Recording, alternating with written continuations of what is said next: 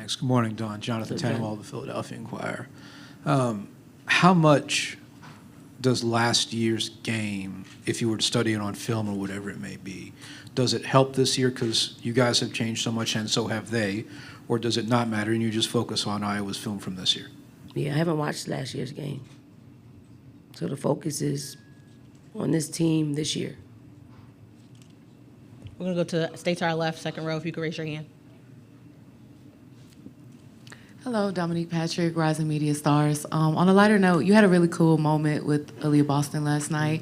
It seemed like it brought you so much joy, just to give her all of her credit, accolades, hype her up. Can you walk me through all the feels of that moment, what you were feeling?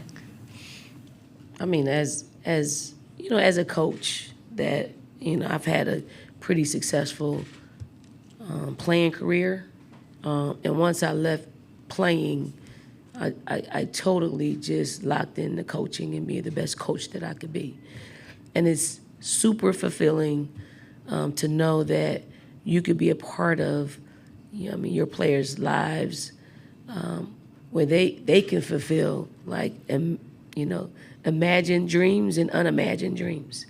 And to see her in she was playing in that game last year during, this time, and to have her flip it and be really good at it, it does the heart well. Like it fills my heart with so much joy. And she's really good at it. Like she's really, some people say you can't be really good at two things. She's really good at two things, and I'm probably missing out on some other stuff that she's really great at as well. But I'm giving you what I see and what you all see. She's going to be a star in this space. Going to go to our right, Lindsay. Hey Don, Lindsay Schnell, USA Today. Going undefeated is a unique thing. There have only been 9 teams that have done it previously. I wondered, when you did lock in to coaching, was there an undefeated team that you watched and you thought, man, that would be incredible if I could lead a team to that, or a favorite player? Bree said she loved BG's undefeated run at Baylor, and Raven mentioned Crystal Dangerfield when she went on one undefeated team at UConn. No, really not.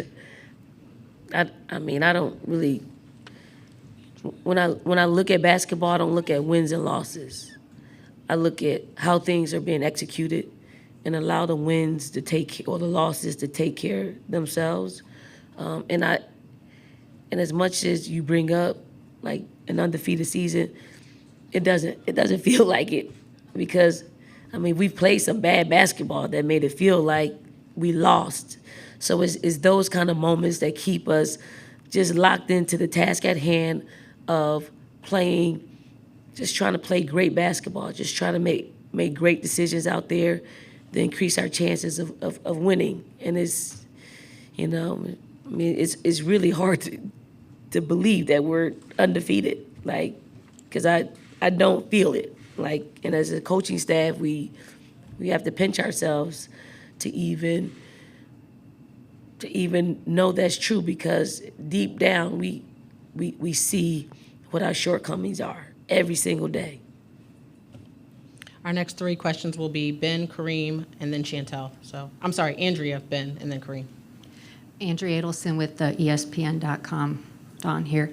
I would love your perspective on this, because there's always a lot of debate for players and coaches whether a championship is needed to cement a legacy, and you've gone through that as a player and obviously as a coach. How do you feel about that? Because it feels like it's an endless debate about whether those championships are needed. I was really good in college, never won a championship. Yeah, you got to win a championship. You got to win a championship. So, and that's me personally. I had a great career, but it's always, did you win a championship? We went to the Final Four 3 times. We never won. So, I do think, and I agree with Stewie when it comes to winning the championship. She's if we're gonna talk about GOATs, I think she's the GOAT to be able to win 4 national championships and to be MVP. I think she was MVP all 4 times. if Caitlin wins the championship, she's pretty damn good. Like, yeah, she's a coach. I mean, she's pretty damn good regardless, but, you know, winning the championship would seal the deal. I hope to the dear Lord she doesn't. We're going to stay to our right towards the back. Ben, if you could raise your hand so Coach can see you. Hey, Ben Pickman from The Athletic. A question about C. Vivian Stringer. You wrote a few years back that to both you and Coach Law, she shared landmarks of her journey, but still gave you space to not just go down her path. Can you just elaborate a little bit on that? What did she tell you, and how did she allow you to still carve out your own space? I mean, Coach Stringer's been doing this for a long time. I mean, she was the example of what black coaches had, and looking at her journey, looking at her success, and looking at her coverage, looking at all the things that she had to endure. So, you know, she often calls. Like I talked to Coach Stringer probably about 2 or 3 weeks ago. She called and just kind of congratulated us on the season that we were having, and to pour into us. Like she doesn't do it every day, but every so often when you get a call from a legendary coach, it gives you inspiration, it gives you stamina, it gives you what you need in that moment to have the strength to continue on with whatever challenges that you're faced. And she's always welcoming. If I have something to run by her, always, and always appreciative that, I would use her as a resource. So it is that. She doesn't overwhelm you with things. She allows you the space to grow and to learn and to be there when you're at a crossroad to give you some wisdom. Washington Post. Raven has talked so much about her journey over this past year. I'm curious, what stood out to you about her growth, not only on the court, but also as a person? Raven is finding herself on and off the court. Like, she was one that didn't really talk a whole lot. You really couldn't see her personality. And I do think with the successes that she's been having on the court, she feels a lot more comfortable to share who she is, the fun-loving. Like, Raven's never had a bad day. Like, how you see her play in the game is exactly what she brings to the court every single day. We say, okay, we're gonna go 50%. She doesn't know 50%. She goes all out. So the journey of her having a voice, and no matter what that voice is, like she's in such a learning phase of her life. She's open to learning, not just basketball, just history. She's learning what she likes. She's learning a pathway of who she wants to be, and she's unafraid to go out there to say or do some things that it will rock you a little bit. It will make you laugh, but it is who she's becoming. Like, and I love that about young people, to be unafraid to say what you want to say, what's on your heart to say, and it might be the wrong thing, but we all have been 18 to 22-year-olds, and we all have said some things that may not be the right thing. You live, you learn, and I just hope that throughout every young person's journey in this space, to be able to express themselves and to not be vilified, or because even to this day we say things that can be deemed hurtful to other people, but it's not in that context. It's not, and we need to look at people for their entire journey, and if you could speak to someone's entire journey, you'll find that your knee-jerk reaction to what someone says isn't that deep at all, isn't that hurtful at all. It's just perspective. We're going to stay to our, our right in the back. Our next 3 questions will be in order: Chantel, David from the Post, Nancy, and then our 4th will be Doug. Well, Sean. Sean Hurd at Anscape. Hey, Sean. How's it going, Coach? Yesterday you said the key to your third quarter was it wasn't magic. It was about playing simple, good basketball. I'm curious, has that been always how you approach adjustments during your coaching career? Is that something that you had to learn? No, I haven't always been that way. Good Lord. Good Lord, I've had to lay down my religion a few times in the halftime. But you approach each team in how they receive information. You deliver it in how they receive it, because ultimately you just want them to get the message. And sometimes we as coaches mess up the message with how angry we could get, how competitive we can get in those moments. But it was really no yelling, no screaming, you could see clearly what we needed to do to make the adjustments. And it was just to simplify, just pass to the open person. Don't hold the ball more than a second. Like, have a plan when you catch the ball. If you want to score, have a plan. If you don't, pass the ball. Get the ball to Camilla, give her an easy look. Knock down a 3 here or there when you're open.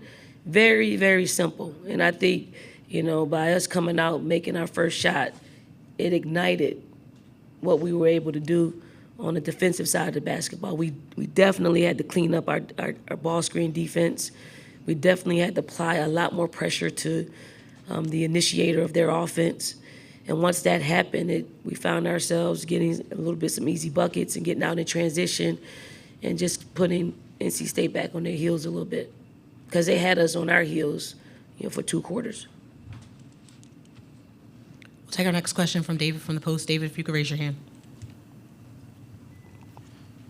David Cloninger, Post and Courier. Dawn, when Raven came in, did you ever have to have any kind of specific talk with her, point guard to point guard, and say, this is what they're going to need you to do? There'll be a time where everybody's looking for you for answers, or was that pretty ingrained with her throughout her high school days? Yeah, Raymond came from a great high school program, great AAU program, and I know that a lot of people want her to be a scoring point guard. Right? She wasn't developed to be a scoring point guard. She was developed to be a consummate point guard that, this is what you do. When it's time to pass, it's time to pass. When it's time to score, it's time to score. And I think sometimes, whether it's social media, whether it's family members that want her to take that next jump. And she will, but her mentality has always been a pass first. That is her passion, that is her development. And then you have to teach her opportunities for her to score. And that's where we are now. Because of what happened last year in the Final Four, it kind of expedited it a little bit, because she has the urge now. She wants to break out into, being an opportunistic scorer. So I think by the time she ends her career, she's going to have the best of both worlds when it comes to that. We'll take our next question from Nancy. Please raise your hand, Nancy. We can get the microphone to you. Nancy Armour, USA Today. Dawn, Raven had just said that what happened last year almost made her want to quit basketball, and that she has watched that game, she said, probably more than 100 times. I'm wondering what conversations you had with her, and did she ever come to you and say, I don't think I want to do this anymore, and how did you help her get over that hump? No, she didn't tell me that. I think when you're embarrassed, I think when we lost, all of that, it makes you question. The game will do that to you. Anything that you love and you're passionate about will make you question it at some point. And that is what you need for your breakthrough. And if if you don't have enough just power, strength, your breakthrough will never happen. Raymond's going to be a great player because she was able to break through that moment and catapult her into that next level. Now she's going to be tested again somewhere along the line. Like we all are given life tests. You either pass them and move on to the next test, or you keep retaking them. And think about it. Think about everybody's life. That what is the very thing that you can't get over? You keep seeing it time and time again, and then when you hurdle that, you move on to the next one. So I think Raven is at that place, and she's young. It's a little bit harder for us as grown-ups. It's a little bit younger. I mean, as you the more young you are, hopefully the more people in your life can help you navigate through that, and you're not as stubborn to give up on something. So, I mean, Raven's in a good place. You know, she's been given what she's needed to learn in a good moment, in a good young moment in her career that's helped her grow. We'll take our next question, Doug, and then Daniel, you'll follow. Hey, Coach, Doug Feinberg, the AP. I know you're a fan of watching basketball games. You've said many times you sit back in the couch, and the options this year have been so much better than years past. When you think about the game tomorrow, which caps off a historic year with attendance, record ratings, everything else, star players, how great is it that it's you guys going for an undefeated season against a generational player in Caitlin Clark in Iowa that has really seemed to capture the attention of a lot of new fans? I think it's great. I think it's, it's a monumental game for our game. And we're very fortunate to be a part of it. We get to witness firsthand the legacy of Caitlin Clark. As you watch her, you prep for her. You can't help but to really love how she dissects the game. You love how she executes. I mean, it's simple. Like, her game is simple, but yet, like, powerful. Like, how do you defend fundamental basketball with offense, with fundamental defense? You can't. She's going to win every time. So, I mean, you got to show her different looks in order for her to not settle in and picking you apart. But we also have to play our side of the ball. We gotta defend. We gotta put some points on the scoreboard. I do think it will be I hope it's the most watched game. I mean, I've been a part of witnessing from the outside, looking into the most watched game. It's gonna be fun to hopefully be a part of it, like in the mix of things. And I hope that everybody gets exactly what they want out of it. And I just hope the viewers, the people in attendance will take tomorrow's moment and carry it to the rest of the history of our sport. And hopefully we can keep the eyeballs and demand where it needs to be. Stay to our left. Daniel, please proceed. Dan Zakrzewski, Outkick coach. You just talked about, what a massive weekend this is, obviously, for women's basketball, women's sports in general. One of the major issues facing women's sports right now is the discussion topic about the inclusion of transgender athletes, biological males, in women's sports. I was wondering if you would tell me your position on that issue. Damn, you got deep on me, didn't you?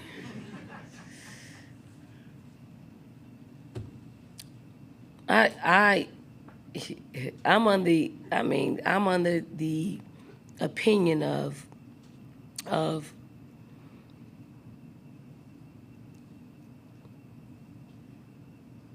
if you're a woman, you should play. If you consider yourself a woman and you want to play sports or vice versa, you should be able to play. That's my opinion. You want me to go deeper? Do you think transgender women should be able to participate in That's your question in you college want me to basketball? ask. I mean, you want to ask, so I'll give you that. Yes. Yes.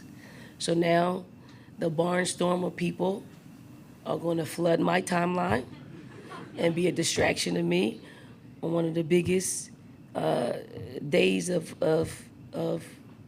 our game. And I'm okay with that. I really am.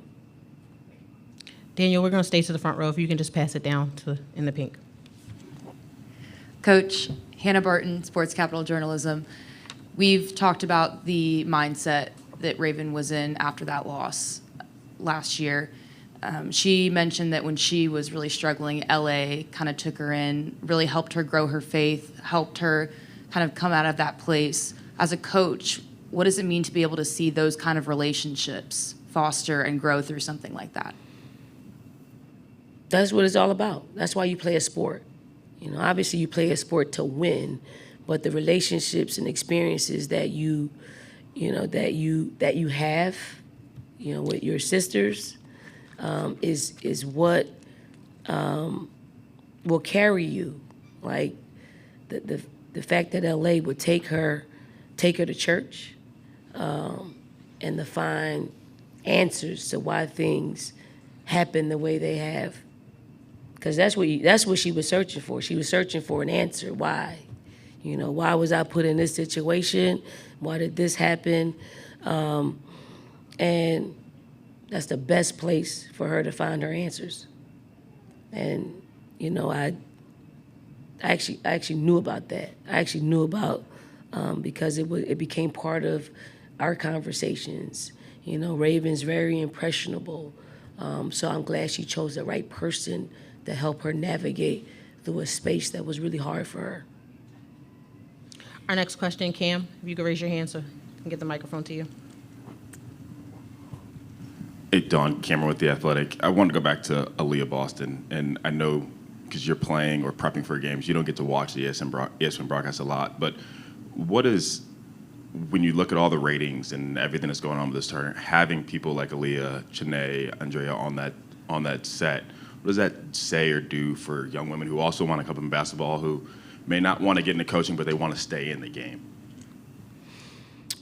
I think with Elle, Drea, Chanae, and now Aaliyah, Carolyn Peck, black women holding it down, taking it to another level is quite remarkable. And for Aaliyah to be a part of that, she knows. She knows now what she's reaching for because she's seeing some of the best analysts that I've ever been around. And it's not, they're giving credit where credit is due with every single team that was participating here at the Final Four. That's not always the case. They're breaking it down to its simplest form where everybody that is tuned in can really understand our game. They appear on other talk shows, and they are lifting our game up in spaces that are, just, male dominant. And I think some of these male talk shows don't really know about the fabric of our game. They don't know the inner workings. They don't even know how to break the game down. They're just going off of probably what somebody's telling them to say or social media. But to hear them break it down, and I don't even like to watch it, but I tune in and I watch. Like I'm listening, I'm working and listening. That's my background noise. And sometimes I have to stop. And I'm just like, damn, like, this is great. Can I find some strategy in this? Like, can we really do this? I mean, it's awesome. It's intentional. It's intentional. Like, somebody chose that group of women to uplift our game, and they're doing a magnificent job. It's different. It's different than years past. A lot different. Like, it's colorful. It's intentional. Each and every dynamic to our game, and they're doing it beautifully. We're going to go to our right. Alexa, if you could raise your hand, we can get the microphone to you. Alexa Philippou, ESPN. Don, I know it's a quick turnaround from yesterday. Have you noticed anything so far just being around your team, if players are extra relishing in this opportunity to play Iowa? This stuff, I know we've talked about Raven too and what that meant to her. Anything you've noticed so far? Do you anticipate that they will be even more motivated to get the job done this time? They're pretty motivated. We just had our film session this morning, and they're all locked in. It wasn't daycare this morning. It was, and I don't know if it's just because they just woke up, but they're locked in. Like you ask them questions, they really understand what we need to do to win, which is pretty cool to see that dynamic from this team. But I would say ever since we got into the NCAA tournament, there's a lot more focused than the regular season, meaning when it's time to prep. There's a lot more, writing notes. There's a lot more recall. So they're more locked in, and, hopefully they can get it done. Excuse me. On our left-hand side, Jeff, if you could raise your hand, we can get the microphone to you. Yeah, Coach, Jeff Linder, Cedar Rapids Gazette. It's a long season. Kids are tired. Kids are nicked up. At this point, how do you balance preparation and rest? Yeah, great question. I mean, at this point, rest is equally as important as working out. We won't do anything. We're going to walk through the hour that we get here, and then I think there's an open practice that our players will probably get juiced up for, and they'll move a little bit quicker than what we're going to do in our closed practice. Tough game. Like at this point, like when we won in, I think 2017, we just did a walkthrough. And I think, and somebody told me, no, I'm not going to say that. 2022, walkthrough. Like, they're locked in, and there's not very much prep time because you get an hour on the court. You get a 50-minute open practice. You can't really do anything. So it's more about film sessions and, talking to individual players about what we need them to, how we need to play and execute. Take our final question from the back. Christy, if you could raise your hand, we can get the microphone to you. Hey, Don. Christy Winter-Scott, Big Ten Network. When you're looking at a team like Iowa and how Hannah Stolke played in the game yesterday, what is going to be the biggest challenge in containing her and the paint, but also Iowa as a whole, and flip it over to how you want to initiate on the offensive end and be the point of contact in terms of attacking the paint on your own? Yeah, Stolke is it's a matchup that we got to win. Like, we got to win that one. First, you got to run in transition. I mean, she gets out. Her and Martin, they get out. They are determined, and it was, I will run for a layup. That's the mentality. And then what she's able to do in the half court, I mean, she puts you back on your heels. We certainly have to use our length. We got to make her play through us, and she doesn't mind that at all. And then on the flip side of that, we have to make her guard us. She's going to have to guard not one, not two, not three, four. We got 4 or 5 legitimate post players that she's going to see and have to guard, and they all are different. So, I mean, Iowa's a challenge. They're playing their best basketball. They're playing inspired. They're playing like they want to win a national championship. So are we. So I think it's a crash course of who's going to have the better run, who's going to be able to execute when it's time to execute. Coach, want to thank you for your time today. Best of luck again for tomorrow. Thank you. South Carolina's opening practice will begin at 1:30 p.m. till 2:20.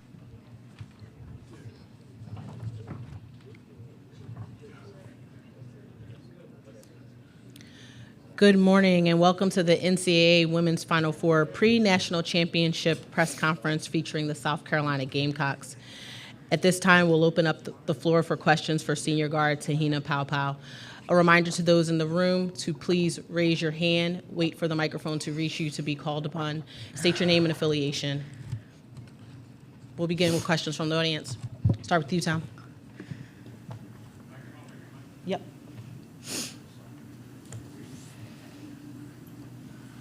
Good morning, Tom Withers, AP. You spoke last night a little bit about Camilla. Can you just talk about kind of her maturation during the season and what she means to you guys, especially now? She means so much. Her presence inside has done so much for us, and seeing her growth over the season has been so much fun to watch and experience with her.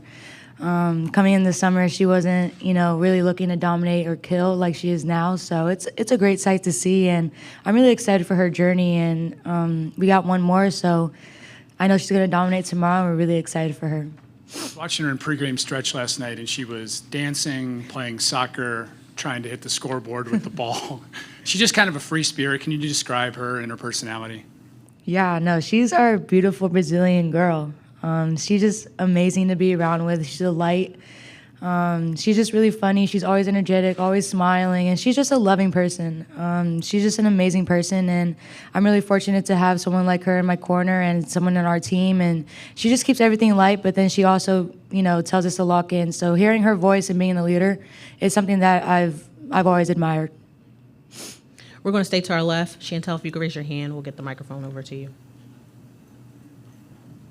Hey, Te-Hina, Chantel Jennings with The Athletic. I guess sort of a two-parter. Did you know Raven before you got to South Carolina this past summer? I did know a little bit about her, but I knew what type of person she was and what kind of player she was.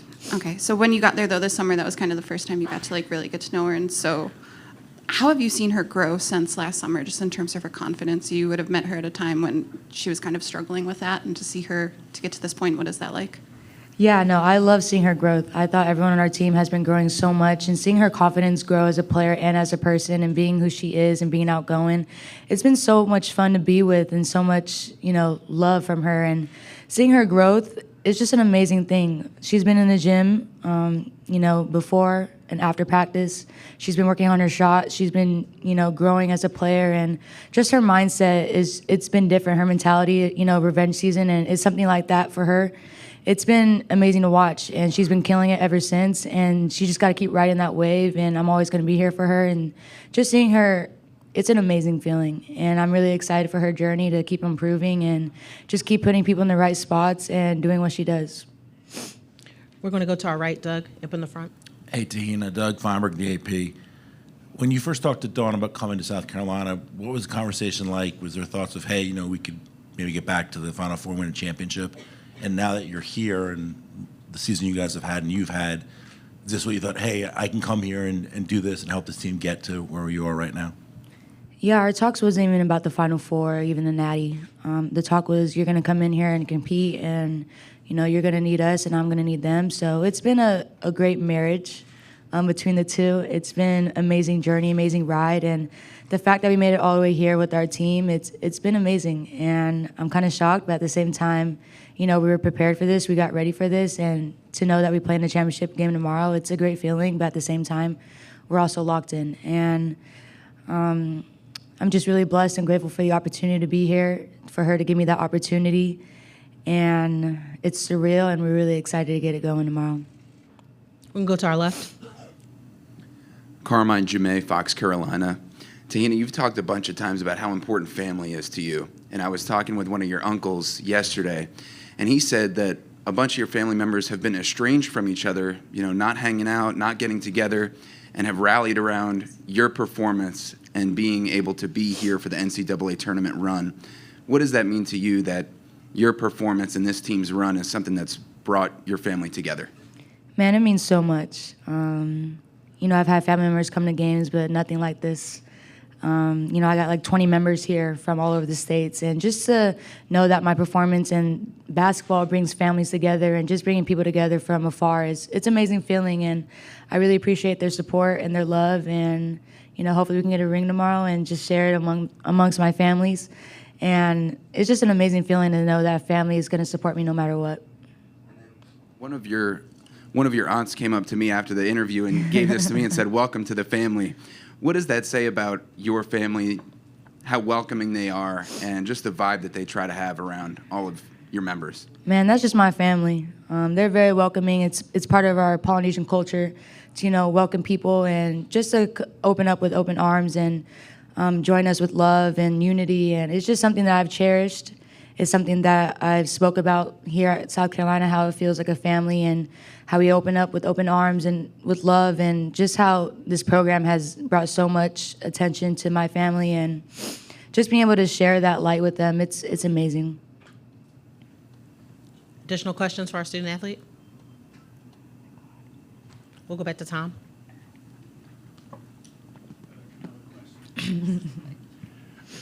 Coach last night talked about how you guys were able to turn up the heat defensively. How much does Camilla have to do with that, the idea that you guys can kind of extend out when you know that she's protecting the rim? Yeah, I know it helps a lot, especially with her and Ashlyn. But just to be able to apply pressure on the perimeter, knowing that we have, help side and, 6'7", it's great. But like I said, our team is about team defense, and just being able to have a 6'7", post player, block everything that comes her way. It's an amazing feeling. So I'm hoping that she'll get some blocks tomorrow as well. We're going to stay to our left, second row. Cora Hall for the Greenville News. Te-Hina, you talked about last night how you came here to compete for championships. I'm just wondering, now it's like sunk in that you're playing in the championship game tomorrow. What does this moment mean to you? This is every player's dream. Just how would you describe what this means for you personally? Man, it's an amazing feeling. Everything's soaking already. Everything's sunk in, all the emotions and everything else. But I know we're not done yet. We got one more job to do. We got to take care of business tomorrow. But it's just an amazing feeling. Everyone's been telling me it's a special feeling, especially championship day. So I'm just really blessed to be here. Without God, I wouldn't be here without his grace and mercy, and I just want to thank him for that. And it's been a long journey, and to know that we're here finally, it's an amazing feeling, and I'm definitely going to soak in everything, whether we win or lose, because at the end of the day, we still got a life to live. So I'm just really blessed, and I've been loving every part of it. We'll take our next question via Zoom. Patrick, please proceed with your question. Hello, Patrick Waring from the MBS Sports Hour. Te-Hina, I wanted to ask you about your personal journey. Was there like a particular moment playing basketball where it kind of stands out to you? And even before South Carolina, before Oregon, even before Gatorade Player of the Year, McDonald's All-American, was there a point in your basketball career that really like jumps out to you, or really where you felt like you were going to make it to the next level? I'm going to have to say when I got here at South Carolina.